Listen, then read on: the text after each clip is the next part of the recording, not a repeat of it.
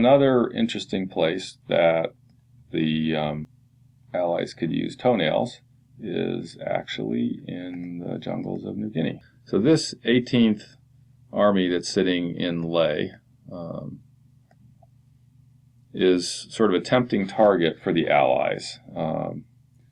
And here's why. As the Allies, if I activate this guy, I've got two full-strength corps here, one US and one Australian. I can only activate them if I use ANZAC, which is the HQ that also happens to be sitting here in Port Moresby. ANZAC is a joint HQ, which means it can activate just about anybody.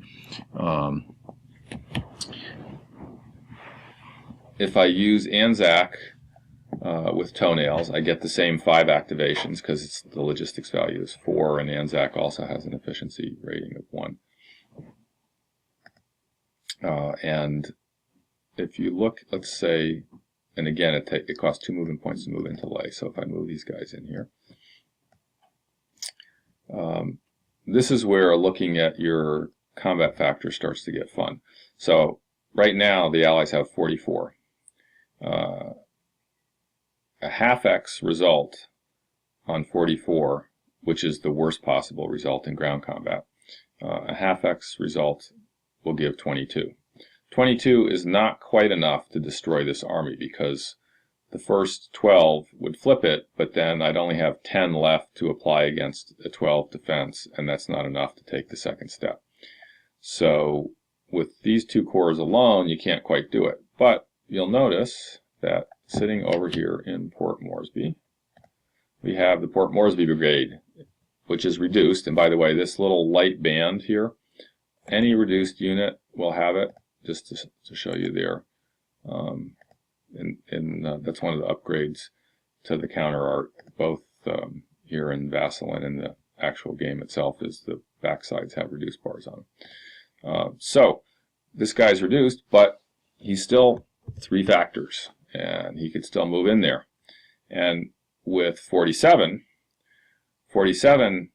times a half gives you 23.5, and if you recall, we get to round up, so that's 24. And 24 is just enough to kill 2 steps. So a fairly typical opening for the Allies in the 1943 scenario is to go after Leh. There's really nothing the Japanese can do to prevent it. I'm just looking around to remind myself that there's nobody within range who can be amphibious assaulted in, because amphibious assault is good not just for offensives, but you can actually use 1 amphibious shipping point to send in a reinforcement as part of a reaction move as well. But there isn't anybody that's available for the Japanese to send, assuming we put a naval unit in there. So here's what we have to do. With a whole bunch of steps in there, we don't want the Japanese to be able to react and kill ground steps, because one of the interesting rules, when air naval attacks ground units that are not defended, it can basically kill everything but the last step in the hex. So you really want to be careful when you leave a big pile of ground units that you've got some defense for them. And so to do that, we could excuse me, we could send a bigger force to fight, but the Japanese could react with more than we can send because we don't have a lot of activations. So a pretty typical way to handle it is to send the Australian CA basically just as a light cover force. And what that does is it means that if the Japanese react to this battle, 2 things. It means that they'll fight we'll fight air to ground, air and naval combat with our own naval unit, so they won't be able to attack our ground forces directly. So it's covering the ground. But the other thing it does is, because there's a naval unit there now, any Japanese unit that might want to amphibious assault in reaction has to be escorted the whole way by a naval unit, which means, because that's one of the rules with amphibious assault, is if you enter at any point in your movement a hex with an enemy naval unit, then you have to be escorted by your own naval unit the entire distance that you move. And so if you look around, you'll see there's actually a lot of small ground units that could be thrown into that battle, but none of them have a naval escort.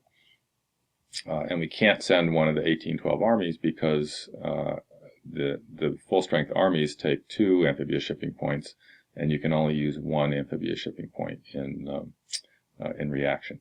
So at this point, we're basically going to eliminate that Japanese army. The only question is going to be how many steps it does against us in return. And the Japanese then have an opportunity to do a reaction. And the reason the Japanese want to react here, aside from, it's nice to just kill the Kent, since the Allies are giving you a free shot to kill the Kent. But the other thing is it allows you to disperse your forces somewhat, because you're going to get to do post-battle movement. And one of the things you'll notice is if you kind of mouse over truck, you'll see that there's a good-sized fleet there. There's a lot of, there's 4 full-strength units, 3 of which are quite powerful. And you'll notice that once the Allies take Leh, Leh is exactly 6 hexes from truck. 6 hexes is the range of a long-range bomber. So a favorite Allied tactic when running offensives is to use long-range bombers to pin units. And what that reflects is basically conducting strategic bombing campaigns. Because if you remember, each turn is 4 months, right? So the idea of an LRB pinning enemy forces is really suggesting that the bombers are conducting strategic bombing campaign, which is essentially disrupting the port facility and the enemy's ability to operate out of that port, right? So, so the Japanese really don't want to keep this whole fleet sitting in truck all the time, because if they do, it's just asking to get pinned. So if you look at what the Japanese can react with, they have, there's 2 OC for toenails, so they get 2 for that. And, oh, guess what? That's weird. That's one of the special, I gotta check this for a second here. So we toggled, there we go. The HQ toggle, if you watch South HQ over here, right? I'm moving around south. If you watch it, I'm going to toggle the HQ button at the top. You'll notice that it changes a little bit. You get that green box with a 1 in it. And same thing over here. If we look at South Seas right now is a 12.2. If I toggle the HQ button, it's now a 12.1.1. That 12.1.1 with the little 1 in the diamond there, those are counters from a C3I issue with some special rules. That's not the standard game. And the toggle was on, so now we've got the right HQ there, which has an efficiency of 2. So South Seas is going to be able to, and you just double check that yes, indeed, that battle hex is easily within range. So South Seas can activate 4 units. The Japanese definitely want to leave somebody in truck to cover it, so leaving the CVL is a good bet. So the Japanese could activate, I'm just going to pull these out to show them. So the Japanese could activate these 3 units and 1 more. So potentially they might want to pull somebody out of her bowel. Let's say they want to pull a cruiser out of her bowel. So at this point they've got 4 reacting units. The cruiser, I'm not going to put it in the same hex, but let's just pretend that the CA is actually in the battle hex with it lay there. The same thing for the battleship there, the Hiei and the Yamato. So those are all supposed to be in the battle hex there. And then the Shokaku just needs to be within 3 to hit it. So at this point, you can see why the Allies might not have wanted to send a couple of more units. It's always good to trade with the Japanese when you can, but not when you're going to get totally beat up. So the Japanese have got 35, 45, 49, 59, 61. So even on a quarter result, that's going to kill the Kent. So the Kent basically is going to we'll send him to the. Actually, he doesn't go to the dead pool. He just gets removed.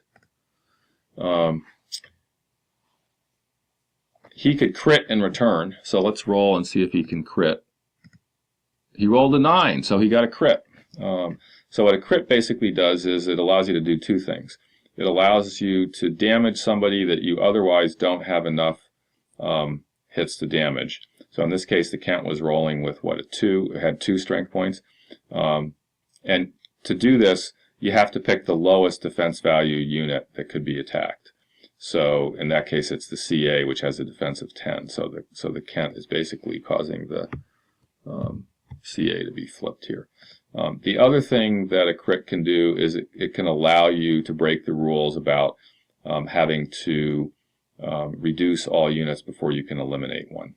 If you get a crit, then you can sort of assign losses any way you want, although you still have to abide by the air parity rules.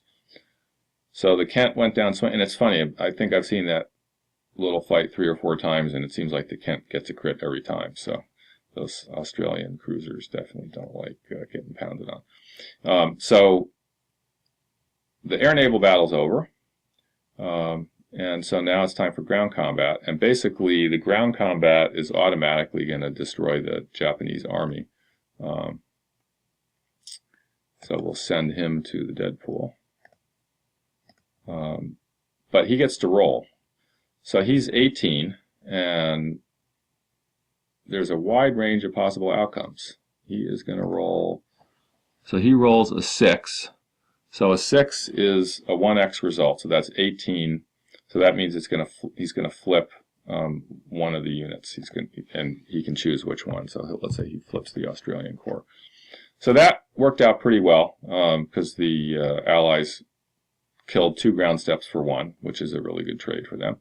But if you pull up the chart again, you'll notice on a 7, 8, or 9, it's not so pretty. If the Japanese roll a 7 or 8, it's a 1.5x result, and so a 1.5x would be 27, which is 2 steps on the Allies. So that's an even trade, and a 9 is a 2x result. That's 36. That's 3 steps on the Allies. So and a 9, which is obviously only 10%, but it's still you start to get a sense here that with the CRTs, there's a pretty broad range of outcomes, and that's one of the things that really adds to the replayability of the game is that you can just have a totally crazy range of outcomes with different combats. I mean, you can refight the same combat several different times in several different games, and the outcome can be completely different. But you also might be doing it with completely different cards, which could affect things in a lot of different ways because you've got 80 plus cards per side too. So the combination of the huge number of cards and the really big difference in combat outcomes just makes no 2 games ever feel anywhere close to the same. Yeah.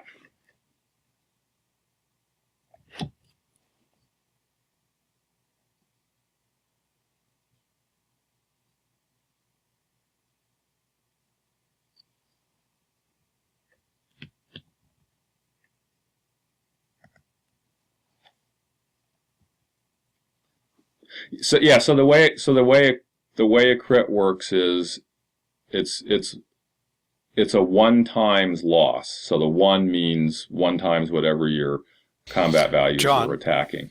Just a question about the critical And hit. so that's the When it amount says of on the the chart damage. that it And then receives a when critical you hit in apply the addition crit, to applying the crit receiving a one allows result, you to break the is normal hit that allocation the rules critical by hit is like doesn't either have the hitting restrictions somebody you of couldn't applying otherwise hits, hit, and then the or be able actual to step kill a loss is unit equal to a before one? Is you that have to reduce all the other units. why it's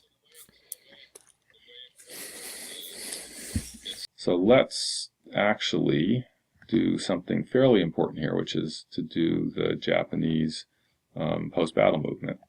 And typically, the Japanese are going to want to cover several spots here. So one good spot to cover, for example, is Biak, because Biak is a port at the western end of New Guinea. And the Allies would love to get their hands on it, both because it's a port and because it's a port at the western end. It's always easier as the Japanese if you can keep the Allies on one side of New Guinea and not give them a toehold on both ends. And then the other sort of juicy targets for the Allies are the potential bomber bases. And so likely bomber bases include Saipan, Ulithi here, and also Palau.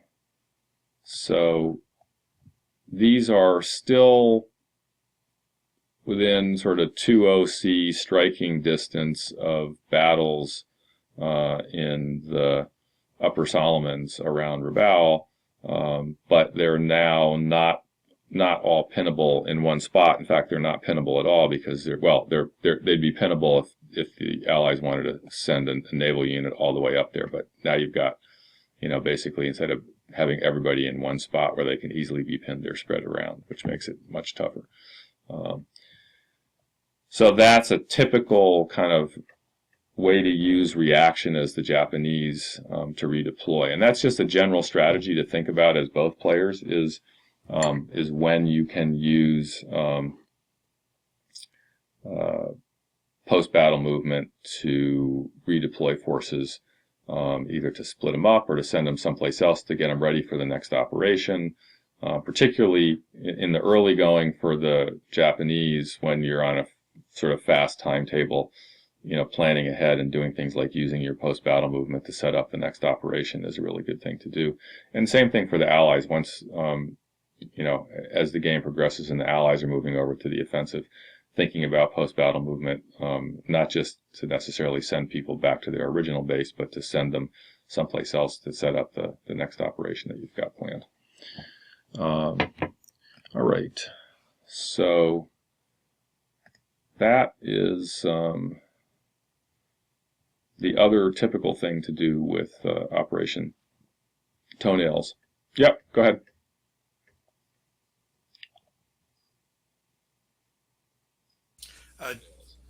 John? So just rule-wise, that battle that's not covered under the So ISR. ISR doesn't come into play here. Like technically, it wouldn't. And let's just walk through it really quickly. Or So on the U.S. side, ISR does not affect the Commonwealth units. So because the CA was a Commonwealth unit, we could activate the CA along with U.S. ground units. So we're okay there. We didn't break the ISR rules there. And then on the Japanese side, we only reacted with naval units. We didn't activate any army units. So we were okay on the Japanese side as well.